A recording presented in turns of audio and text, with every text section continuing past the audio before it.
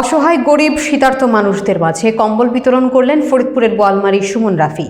বুধবার ও বৃহস্পতিবার বোয়ালমারী পৌর এলাকা সহ উপজেলার বিভিন্ন এলাকা ঘুরে ঘুরে শতাধিক শীতার্ত মানুষদের মাঝে কম্বল বিতরণ করেন মানবতার এই ফেরিওয়ালা সুমন রাফি। বিস্তারিত থাকছে ফরিদপুর থেকে খন্দকার আবদুল্লার তথ্যচিত্রে। জানা যায়, মানবতার ফেরিওয়ালা হিসেবে বোয়ালমারীতে খ্যাতি অর্জনকারী সুমন রাফি একজন উচ্চ শিক্ষিত যুবক। বোয়ালমারীতে সমাজসেবামূলক এমন কোনো কাজ নেই যেখানে তার অংশগ্রহণ নেই।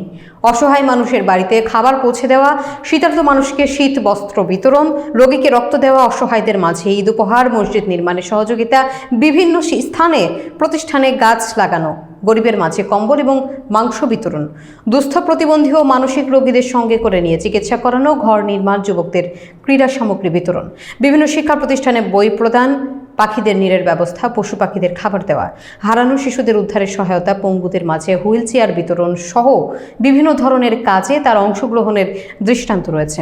মোহাম্মদ রাসেল বিশ্বাস বলেন, আমি সুমন রাফি ভাইয়ের কম্বল পেয়ে খুব খুশি হয়েছে। তার জন্য আমি দোয়া করি। গতবারও আমরা কম্বল পেয়েছিলাম। এ বিষয়ে সুমন রাফি বলেন, শীতার্ত মানুষের পাশে দাঁড়ানো বিত্তবানদের নৈতিক দায়িত্ব।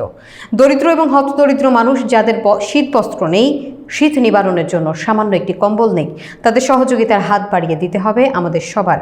সরকারের পাশাপাশি এলাকার বিত্তবানদের এগিয়ে আসতে হবে। সবার সম্মিলিত চেষ্টাই শীতের কষ্ট থেকে দরিদ্র মানুষদের রক্ষা করা সম্ভব। প্রতি বছরের মতো এবারও মানবিক কর্মকাণ্ডের অংশ হিসেবে আমার কর্মসূচিতে রয়েছে কম্বল বিতরণ। অসহায় শীতার্ত মানুষের মাঝে কিছু কম্বল বিতরণ করেছি। আগামীতেও এই ধারা অব্যাহত থাকবে।